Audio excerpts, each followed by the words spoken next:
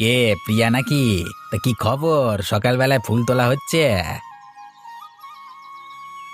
আপনাকে ঠিক চিনতে পারলাম না তো। আপনি কে মশাই? তুমি আমাকে চিনতে পারবে না। তুমি অনেক ছোট থাকতে আমি একবার এসেছিলাম, কিন্তু আমি কি দেখছি বল দেখি। কি দেখবার কথা বলছেন? আজ থেকে 5 বছর আগে আমি এই গ্রামকে যেমন দেখেছিলাম, আজকেও ঠিক তেমনই আছে। কি ব্যাপার? এই গ্রামের মোড়ল কি গ্রামের কোনো উন্নতি করেনি? এই গ্রামের মোড়ল আমার বাবা। আমার বাবা এই গ্রামের জন্য যথেষ্ট করেছে। আপনি হয়তো ভালো করে বুঝতে পারছেন না। আমি অনেক কিছুই বুঝতে পারছি হে মামুনি। তোমার বাবা বলি তো আমি তোমাকে কথাটা বললাম। তোমার বাবাকে একটু বোঝাও। বাবাকে বোঝানোর কিচ্ছু নেই। গ্রামের মানুষ বাবার কাছে দরকারি কিছু চাইলে বাবা কোনো দিনই তাদেরকে ফিরিয়ে দেয় না। কই সেরকম তো কিছু দেখতে পাচ্ছি না। আমি অনেক গ্রামের অনেক মোড়লকে দেখেছি। গ্রামের মানুষেরা না চাইতেই অনেক কিছু দিয়ে দিয়েছে। কিন্তু তোমার বাবা এমন এক মোড়ল যাকে চাইতে হয়, তারপর চাইলেও যে দেবে তার কোনো মানে নেই। আপনি ভুল বলছেন। হয়তো আপনার অভিজ্ঞতা নেই, তাই জন্য কথাটা বলছেন। ঠিক আছে, আপনি দাঁড়ান। আমি চললাম এখান থেকে। আমার গিয়ে কাজ আছে। সত্যি কথাকে এড়িয়ে চলে গেলে হবে মা? যাও, আর কি বলবো।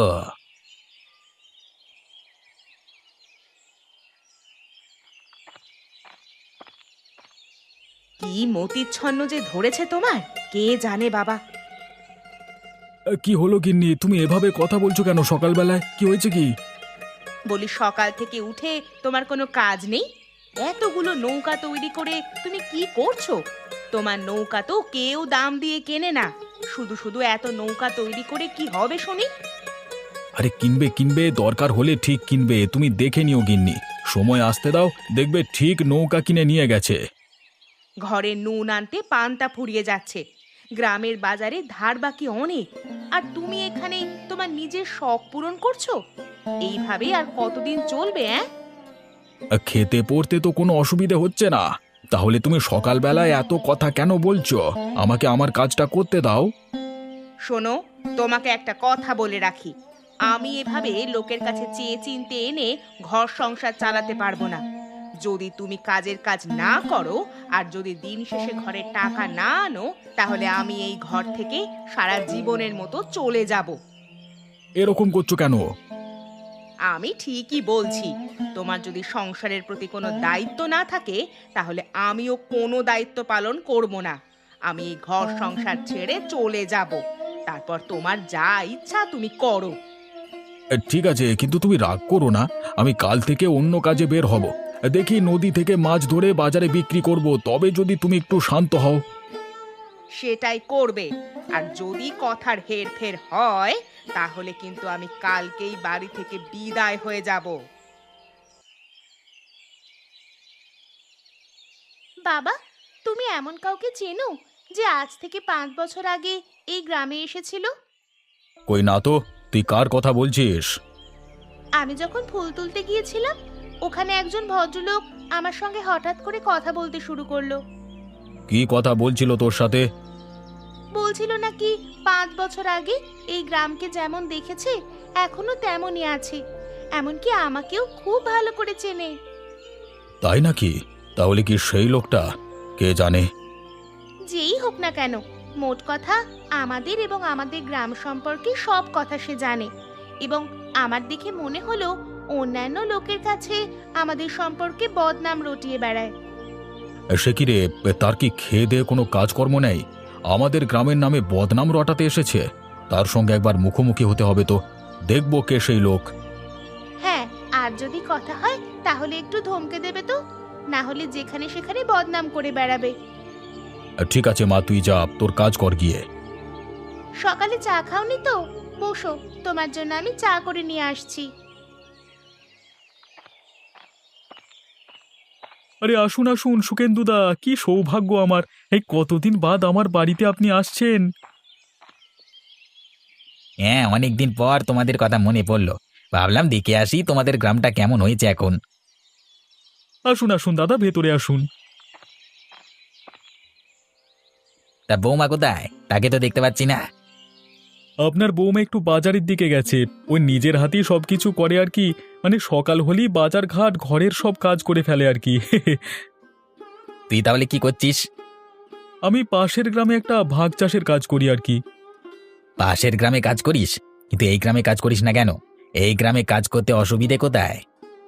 অসুবিধে কোথায় সেটা তো আপনি ভালো করেই জানেন। এই গ্রামের মোড়লকে আমি খুব একটা দেখতে পারি না, সেই কারণেই এখানে কাজ করতে ভালো লাগে না। বটি তো গ্রামের মোড়ল মানে ওই অবিনাশ বাবু তোদের জন্য তো কিছুই করেনি। গ্রাম 5 বছর আগেও যা ছিল এখনো তাই আছে। কি আর করা যাবে, মেনে নিতে হবে, তাছাড়া তো আর কোনো উপায় নেই। উপায় আছে, কিন্তু তোরা সেই উপায়ের দিকে হয়তো নজর দিচ্ছিস না। ঠিক আছে, আমার কথা মতো চলিস, আমি ঠিক তোদের মোড়লকে সোজা করে দেব। তুমি আবার আগের মতো ঝামেলায় জড়াবে না তো দাদা, তাহলে কিন্তু মহা মুশকিল হয়ে যাবে। আরে না রে, এবারে যা হবে সব গোপনে হবে, কোনো প্রমাণ থাকবে না, সবকিছু চোখের আড়ালে। ভালো লাগে না বাবা, বেশ নিজের মতো নৌকা তৈরি করে দিন কাটাচ্ছিলাম, সেই জিনিস গিন্নির সহ্য হলো না, আমাকে কাজ করিয়েই ছাড়লো। যাই, এখন তাড়াতাড়ি কয়েকটা মাছ ধরে বাজারে বিক্রি করে টাকা পয়সা এনে গিন্নির হাতে দিই, না হলে ঘর ছেড়ে হয়তো পালিয়ে যাবে, তখন গ্রামের লোকের কাছে কথা শুনে মরতে হবে। আরে নদীর পাড়ে কে পড়ে আছে বলে মনে হচ্ছে, যাই তো একবার গিয়ে দেখি। আরে এ যে একটা বুড়ো মানুষ, এখানে এভাবে পড়ে আছে কেন? একদম ভিজে গেছে মনে হচ্ছে। নদীতে তাহলে নৌকাডুবি হলো নাকি? না না, বৃদ্ধ মানুষটাকে এভাবে এখানে ফেলে রাখলে চলবে না, আমি যাই এনাকে বাড়ি নিয়ে যাই। কি ব্যাপার প্রিয়া, তুই প্রত্যেক দিন এত ফুল তুলে কি করিস রে? সব ফুল তুলে নিলে হবে? গ্রামের লোকদেরও তো ফুলের দরকার, সেটা কি তুই বুঝছিস না? আমি কোথায় সব ফুল তুলে নিয়ে যাই কাকিমা? তুমি কি দেখতে পাও না গাছে আরো কত ফুল আছে? তুই ভাবিস না যে তুই এই গ্রামের মোড়লের মেয়ে বলে তুই যা খুশি তাই করতে পারবি। এইভাবে চলে না, দিন সবাইকারই আসে, জানিস তো? যা বাবা, আমি আবার যা খুশি তাই কোথায় করলাম? আমি কি তোমাকে কিছু বলেছি? তুমি তো সকালবেলা এসে ঝগড়া লাগাচ্ছ। কি এত বড় কথা? আমি তোর সাথে ঝগড়া লাগাচ্ছি? আমার খেয়ে দে কোনো কাজ নেই তাই না? তোর সাথে আমি ঝগড়া করতে যাব কেন শুধু শুধু? তোমার কথাবার্তা শুনে তো তাই মনে হচ্ছে। ঝগড়া ছাড়া আর কি বলবো বলো দেখি? সকালবেলা তো তুমি একটু ভালো করেও কথা বলতে পারতে, কিন্তু তা না। আচ্ছা, তোমরা কি ভেবেছো বলো তো? আমি কি গ্রামের মোড়লের মেয়ে বলে খুব অপরাধ করে ফেলেছি? হ্যাঁ হ্যাঁ ফেলেছিস। গ্রামের মানুষেরা খেতে পারছে না, আর তুই মোড়লের মেয়ে হয়ে নিজের ইচ্ছে মতো ঘোরাফেরা করে বেড়াবি, সেটা তো আর হবে না। কে খেতে পারছে না গ্রামে? তুমি কাউকে দেখাতে পারবে? যদি তুমি দেখাতে পারো তাহলে আমাদের গোটা জমিদারি তোমার নামে লিখে দেব। ও সব কথার কথা। আমি যদি দেখাই তাকে তো ভয় দেখিয়ে নিজের দলে টেনে নিবি। আমি কি তোদের চিনি না? ওরে শোন, তোর বয়সটা আমার থেকে অনেক ছোট। তুই কি ভাবিস না ভাবিস আমি সব কিছুই জানি। কিছু মনে করো না কাকিমা, তোমরা একটু বেশিই বোঝো, তাই জন্যই তোমাদের এই অবস্থা। কি আমাকে এত বড় কথা? আমি তোদেরকে দেখে নেব, কাউকে ছাড়বো না আমি।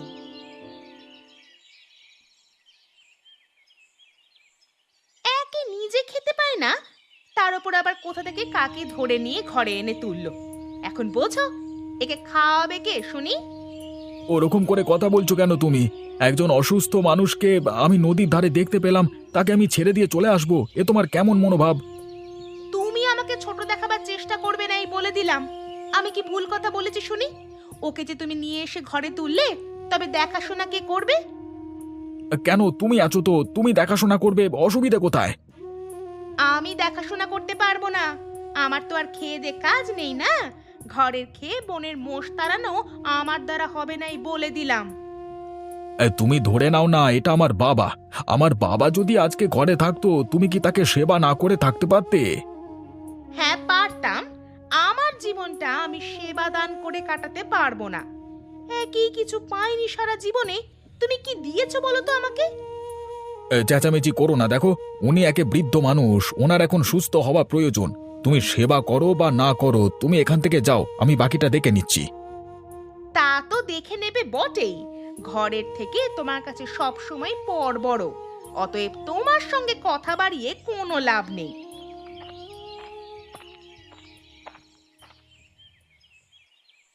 আমাকে জানতেই হবে কি কারণে ওইভাবে ওখানে পড়েছিলেন উনি, কিন্তু ওনার যে এখনো জ্ঞান এলো না সেটাই হচ্ছে কথা, কখন যে জ্ঞান আসবে। বাবা গো বাবা, কি বলবো তোমাকে, একজন মেয়ের মুখে যে এত বড় বড় কথা আমি বিশ্বাস করতে পারিনি। ভাগ্যিস সুখেন্দুদা সেদিন সাবধান করলো। আমি তোমাদেরকে কি বলেছিলাম, এই গ্রামের মোড়লও যেমন মোড়লের মেয়েও তেমন, কেউ ভালো নয়। ওদেরকে একবার শায়েস্তা না করতে পারলে হবে না। হ্যাঁ গো দাদা, কি আর বলবো, দুটো ফুল তোলা নিয়ে একেবারে আমার সাথে কেলেঙ্কারি বাঁধিয়ে দিল। কি কথাই না শোনালে আমাকে। আমি যখনই বললাম আমাদের জন্য কিছু ফুল রাখো, তখন আমাকে বলে কি না, তোদের মতো গরিবেরা ফুল নিয়ে কি করবি। কি, আমার গিন্নিকে এত বড় কথা! আমি ওকে ছেড়ে কথা বলবো না, আমি এক্ষুনি যাচ্ছি মোড়ল মশাইয়ের কাছে। আরে দাঁড়াও দাঁড়াও ভাই, এত মাথা গরম করে কোনো লাভ নেই। ওর কাছে গিয়ে তুমি কিছুই প্রমাণ করতে পারবে না। ওই অবিনাশ নিজে তো এসব শিখিয়েছে। তুমি কি ভাবছো তার কাছে বিচার চেয়ে তুমি বিচার পেয়ে যাবে? তাহলে কি করব? আমরা কি কিছুই করতে পারবো না নাকি? যা ইচ্ছে তাই করবে ওরা। এদের কাছে মাথা গরম করে কাজ করতে যাবে তো একদম ফেঁসে যাবে। ক্ষমতাশালী ব্যক্তি তো যখন যা ইচ্ছা তাই করতে পারে। তোমাকে হয়তো এই গ্রাম থেকে তাড়িয়েও দিতে পারে। তাহলে কি আমি আমার স্ত্রীর অপমানের প্রতিশোধ নেব না? আরে রাতটা তো হতে দাও, তারপর না হয় প্রতিশোধ নেওয়া যাবে। অন্যভাবে প্রতিশোধ নিতে হবে, আনাড়ির মতো সামনাসামনি লড়াই করলে হবে না। তাহলে কি করতে হবে? অবিনাশ বাবুর জমির ধানগুলো কি সব উঠে গেছে, সে খবর কি জানো? হ্যাঁ, বেশিরভাগটাই উঠেছে, খামারে রাখা আছে। কেন বলো তো? ঠিক আছে, রাতটা নামতে দাও, তারপর তুমি আর আমি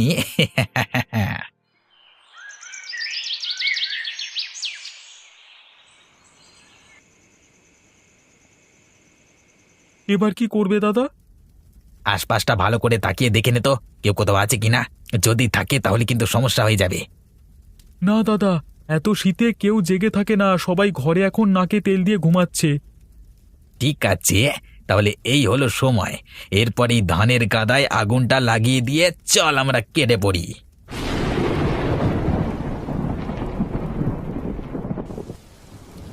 আরে দাদা, এভাবে বৃষ্টি এলো কোত্থেকে? কেউ কি আমাদের দেখে ফেললো নাকি? কেউ জল ঢেলে দিল না তো? ওরে না রে পাগল, এ যে আকাশ থেকে বৃষ্টি হচ্ছে রে, কিন্তু এ সময় বৃষ্টি এলো কোত্থেকে? আগে তো কোনো বৃষ্টির সংকেত ছিল না, তাহলে বৃষ্টি এলো কি করে? দাদা চলো এখান থেকে কেটে পড়ি, এত বৃষ্টিতে ভিজলে শরীর খারাপ করে যাবে, তখন আবার সর্দি জ্বর হলে অসুবিধে আছে। কিন্তু আমাদের পরিকল্পনাটা যে সার্থক হলো না রে। পরিকল্পনা পরে সার্থক করা যাবে, যা বৃষ্টি নেমেছে, ওরে বাবা রে বাবা, থাকা যাবে না দাদা, চলো চলো কেটে পড়ি এখান থেকে, চলো। এখন কেমন লাগছে কাকা তোমার?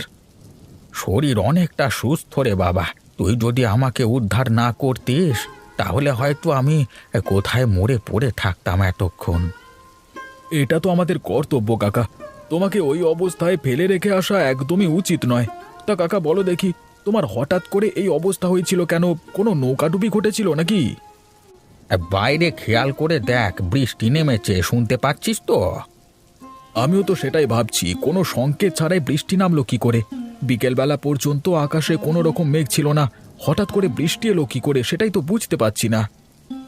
আমিও সেটাই তোকে বলতে চাচ্ছি।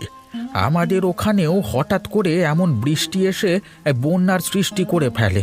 সেই বন্যার জলে আমি জমিতে আমার ধানগুলো দেখতে গেছিলাম, তারপর ভেসে কোথায় যে চলে গেলাম কিছুই বুঝতে পারলাম না। যখন জ্ঞান ফিরল না তখন দেখলাম তোদের বাড়িতে আছি। তাহলে এখন কি হবে কাকা? আমাদের এখানেও কি বন্যার সৃষ্টি হবে? হতেও পারে রে, না হওয়াটা অসম্ভব কিছু নয়।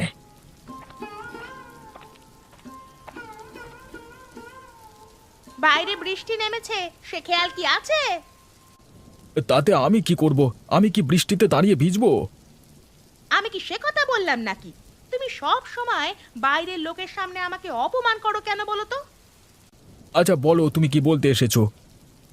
তোমাদের জন্য খাবার রান্না করছি গরম গরম, তার উপর আবার এই বৃষ্টি। এ সময় গরম খাবার খেতে খুব ভালো লাগবে। বেশ, তো তুমি তাহলে খাবার তৈরি করে রাখো, হলে আমাদেরকে ডাক দিও, আমরা গিয়ে খেয়ে আসবো।